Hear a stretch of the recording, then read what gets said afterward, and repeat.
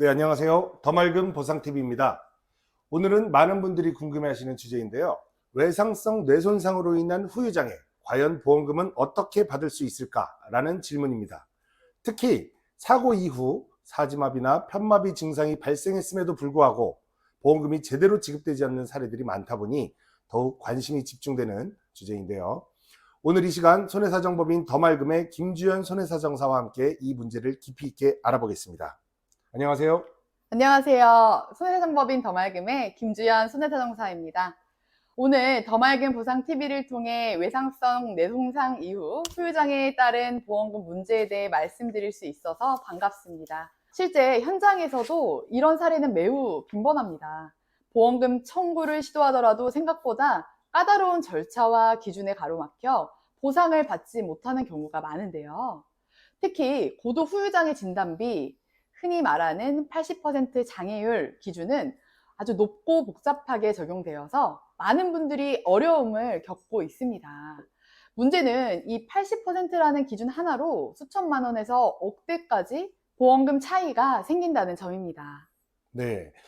실제 사례를 보니 병원에서는 75% 장애율로 진단서를 발행했는데 보험사는 이를 근거로 고도 후유장애 보험금 지급을 거절했다고 하더라고요. 정말 5% 차이로 그렇게 보험금 차이가 크게 나나요? 네, 그렇습니다. 바로 이 점이 보험 약관의 냉정한 현실인데요. 80% 이상이어야 고도 후유장애로 인정되며 미만일 경우 일부만 지급되거나 아예 지급이 거절되기도 합니다. 실제로 환자의 일상생활이 거의 불가능한 상황이라 하더라도 진단서상의 평가 항목이나 표현이 미흡하다 보면 보험사는 이를 이유로 지급을 거부합니다. 단순한 병원 진단만으로는 부족하고 보험사 기준에 맞춘 철저한 준비가 반드시 필요하다는 거죠. 그럼 그 말씀하시는 보험사 기준이라는 게 구체적으로 어떤 걸 말씀하시는 건가요? 예를 들면은 어떤 항목을 보고 판단을 하는 건가요? 대부분의 보험사는 AMA 가이드라인과 ADLS 평가 기준을 병행해서 장애율을 평가합니다. ADLS는 이동, 음식, 섭취, 배변 배뇨, 목욕, 옷 입기 등 5가지 항목으로 구성되며 각 항목에서 타인의 지속적인 도움이 필요한지를 중심으로 판단합니다. 여기서 핵심은 도움이 필요하다는 내용을 얼마나 명확하고 반복적으로 기록하냐는 겁니다.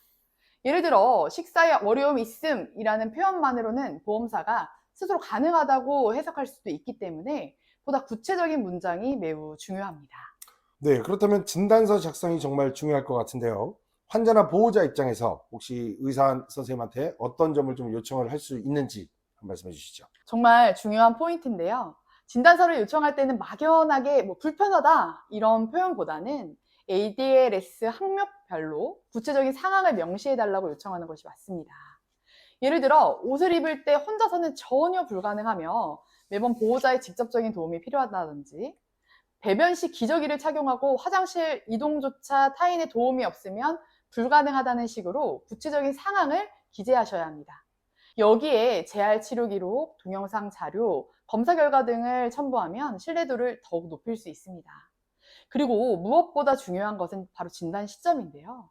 사고 직후보다 최소 12개월 이상 재활 치료를 충분히 받은 후 증상이 고정된 상태에서 평가를 받는 것이 보험금 지급 가능성을 높이는 데 유리합니다.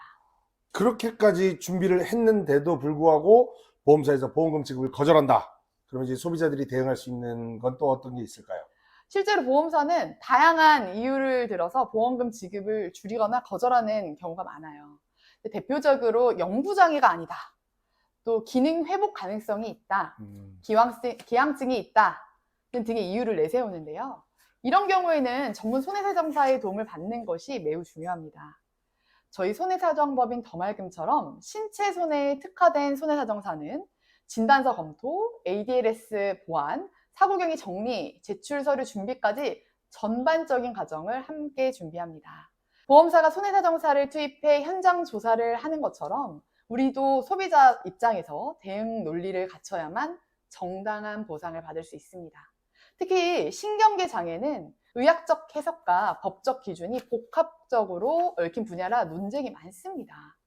처음부터 전략적으로 접근하지 않으면 소비자가 불리한 상황에 처할 수밖에 없습니다. 따라서 보험금 청구 단계에서부터 전문 손해사정사의 도움을 받아 체계적으로 준비하는 것이 훨씬 효과적이고 정확한 보상을 받을 수 있는 방법입니다. 지금 말씀하신 걸 쭉 들어보니까 결국 이 많은 과정을 환자나 보호자가 직접적으로 진행하기는 굉장히 좀 어렵겠네요. 네, 맞습니다. 사고로 인해 신체적, 정신적으로도 힘든 상황에서 보험금 청구까지 직접 챙기는 것이 현실적으로 매우 어렵겠죠. 그러겠네요. 그래서 저희 같은 전문가의 역할이 필요한 것입니다. 손해사정법인 더말금은 처음부터 끝까지 함께하며 억울한 상황이 생기지 않도록 환자의 상태를 정확히 반영해 드립니다. 상담은 무료입니다. 착수금도 없기 때문에 부담 없이 문의하실 수 있어요. 보험금은 절대로 저절로 주어지지 않습니다. 제대로 준비하고 올바르게 대응해야 정당하게 받을 수 있습니다. 네, 감사합니다. 이제 오늘 방송을 통해서 손해사정법인 더말금의 김주현 손해사정사와 함께 보험금 보상과 관련된 실질적이고 또 중요한 정보를 자세히 알아보는 유익한 시간이었습니다. 보험금 문제로 고민 중이시라면 언제든 편하게 문의 주시면 되겠습니다. 시청해 주셔서 감사합니다.